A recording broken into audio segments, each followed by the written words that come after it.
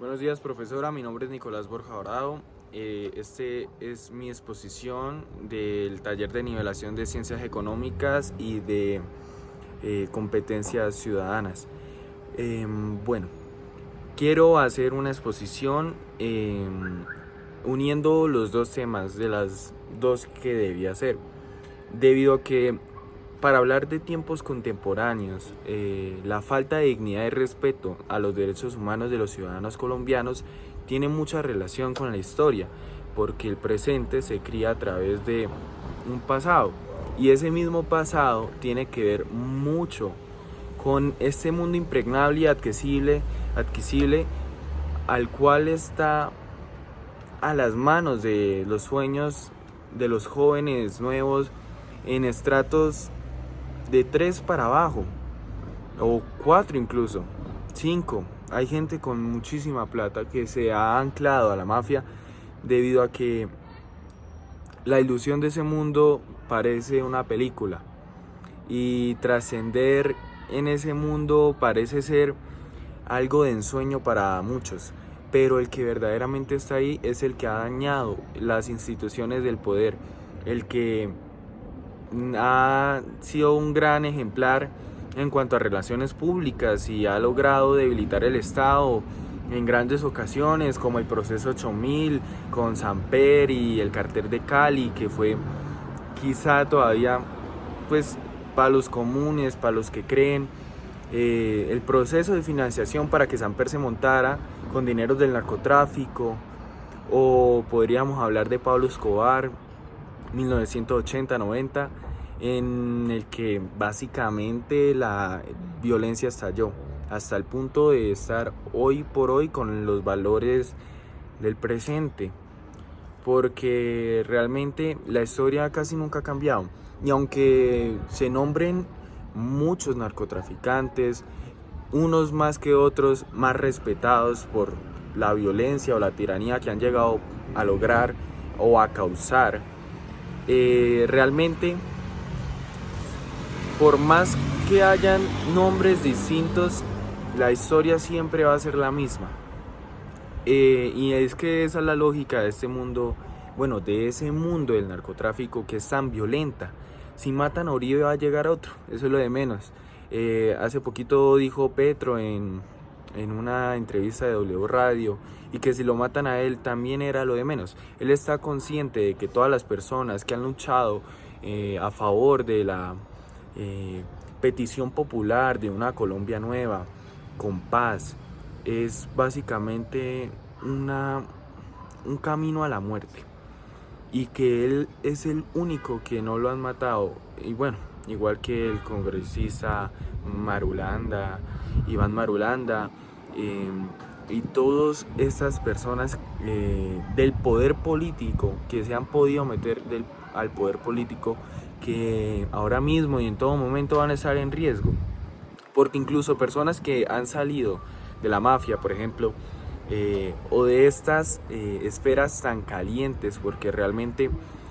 son mundos muy peligrosos, en el que su nombre vale de 10.000 pesos, incluso menos, hasta unas recompensas que realmente las están buscando muchas más personas. Parece el antiguo porque básicamente la cabeza es una casa recompensa. Bueno, para seguir hablando más del término, en cuanto a academia e historia, quería hablar de la bonanza marimbera. Cuando en 1960, por la lucha contra el comunismo, y que todavía resuenan en tiempos de 2020, o sea, más o menos ya han pasado 80 años desde que, bueno, 70, y desde que se han hecho estas luchas contra el comunismo, y todavía el fantasma, esas boberías, son todavía argumentos válidos para, valga la redundancia, desvalidar a un oponente político. Realmente, bueno, es que si contara,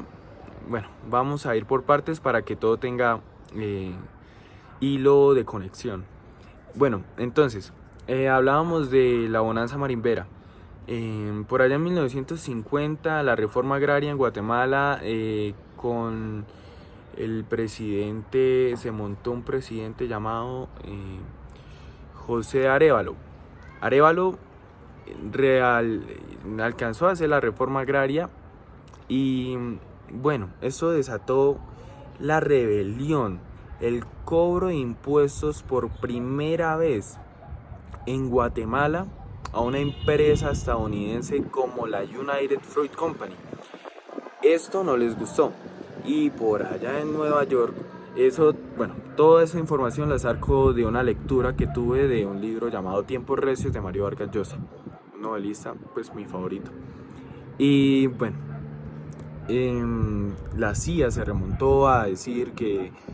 Guatemala fue el primer país comunista en Latinoamérica, cuando ni siquiera había un libro de comunista, y los únicos comunistas que habían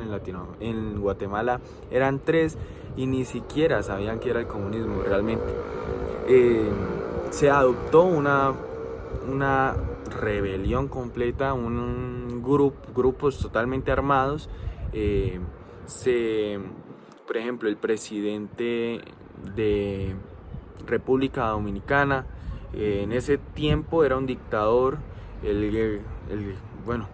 grandísimo Trujillo, el generalísimo Trujillo, mandó a su mejor asesino para llegar a matar a José Arévalo, para frenar todo ese tema del comunismo. En las radios se oía que todo era comunismo, y finalmente dieron en baja con él después de un exilio, y lo que significaba el desarrollo de Guatemala como un país que iba a aprovechar ese cobro de impuestos para apoyar el campesinado, que curiosamente es lo que quiere hacer Petro en estos tiempos, porque el discurso de Petro normalmente suele ser ese de hablar de que hay sectores de la población que hay que apoyarse: la juventud sin educación, el campesinado y la pequeña y mediana empresa, que realmente sí, son argumentos que valen, porque la mediana empresa o la microempresa realmente es un tema de preocupación, porque se asfixian literalmente por el tema de los impuestos. Mi padre, que yo le he comunicado a usted, profe, él tiene una empresa de plásticos y realmente es muy complejo mantenerse en el marco legal, aunque lo hemos hecho hasta el momento. Pero lo que él dice, realmente él lo vive en carne propia, y él mismo me comenta que realmente es complicado mantenerse sobre ese marco legal. Bueno, eso en cuanto a los argumentos de Petro, y conectándolo con la reforma agraria que hizo el presidente José Arévalo para montarse y realizar todo este movimiento. El desarrollo no les gustó de Guatemala a Estados Unidos, y por ende se hizo todo un movimiento. En el libro, pues, recito de lo que me acuerdo, que hacía semanas vitoreaban los campesinos casi sin saber, por la falta de conocimiento, preparación académica, bachiller, cosas esenciales. Hacía semanas vitoreaban todos en las plazas, gritaban el nombre de José Arévalo, y unas semanas después realmente estaban sufriendo, porque sí se logró la reforma agraria. Juan José Arévalo logró darle tierras a los campesinos para la ayuda de estos, para impulsar el campesinado y volver Guatemala un país productor de sus propias frutería, verduras. Pero semanas después se le dieron metralletas a los finqueros para que los desalojaran, y efectivamente murió muchísima gente. Se dio un golpe de estado y todo fue una violencia, una película de Tarantino, increíblemente violenta. Y pues eso fue la historia de Guatemala. Después, uno de los hermanos Castro estaba, no, uno de los hermanos Castro, para ese momento estaba el Che Guevara en Guatemala, y ese fue el que ideó el tema de primero acabar con el ejército de su propia nación, porque eso era un ejemplo para advertir que las Fuerzas Armadas de su propio país le podían dar por la espalda en plena revolución. Por eso la revolución cubana fue también tan violenta y un poco más posible. Y sí logró llegar a Fidel Castro a ser dictador de Cuba. Debido a que esto se le salió de las manos a Estados Unidos en cuanto a su control de su patio trasero, empezó a hacer John F. Kennedy una campaña contra el comunismo y decidió radicarla en Colombia. Entonces, para tantear las cosas, además de que Colombia tiene una posición geográfica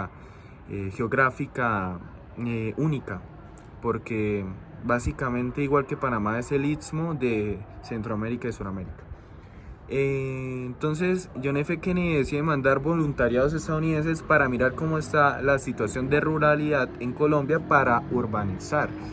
dando como cierto interés para que no se les volteara comunista a los países de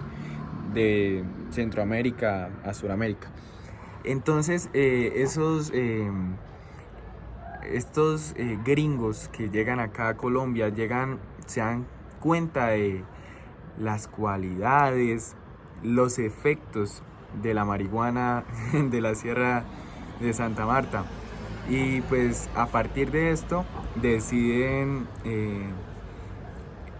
crear un negocio que poco a poco iban formalizando hasta el momento de lavar 500 millones de pesos en el Banco de la República, en cuanto a que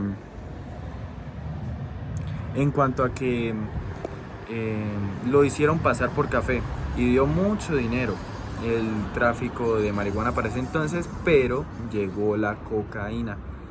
y empezaron a haber cocaleros, pero una cosa inmensa, porque el negocio de la coca es verdaderamente muy rentable, aunque es la causa de que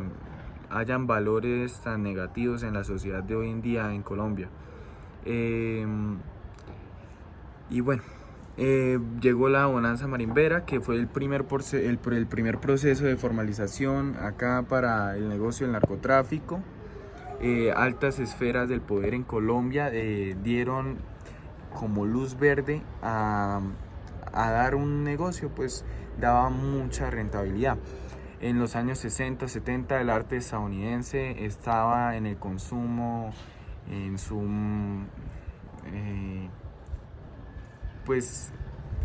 máxima expresión está el consumo de la marihuana en Estados Unidos, igual que el de dietilamina de ácido lisérgico, también el llamado LSD, que fue un componente principal para el movimiento hippie. Y bueno, a partir de eso llegan los años 70, 80, que es donde Pablo Escobar empieza a ver la rentabilidad de la cocaína, y con ayuda de otros mafiosos empieza a ser casi de los primeros cocaleros que traían la pasta de coca del Perú, y con los químicos que ponían a trabajar a cierto campesinado cada semana, pues la exposición a estos químicos de transformar la pasta de coca a cocaína pura básicamente es nociva para la salud de los propios campesinos. Entonces se rotaban por semanas y traían la pasta de coca de Perú, y vieron la rentabilidad del negocio, realmente muy rentable. Y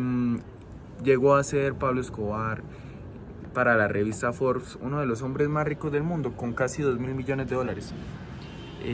Eso es casi la mitad de la fortuna de un jeque árabe actualmente en cuanto a sus negocios petroleros. o sea que tenía realmente mucho dinero. Y pues no se supo muy bien si fue el hombre más rico del mundo, pero este hombre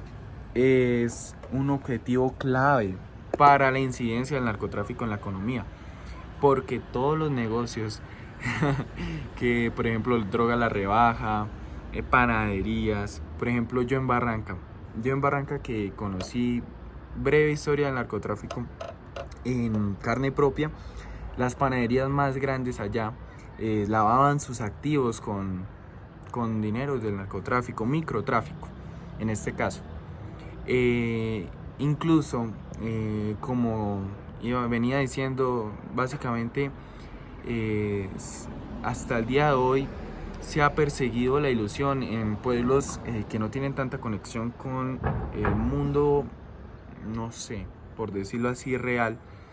o con el mundo del trabajo. Zonas un poquito más rurales como Barranca Bermeja, sus jóvenes amigos que yo conocí todavía persiguen la ilusión de ser unos cocaleros muy altos. Y realmente eso es muy triste porque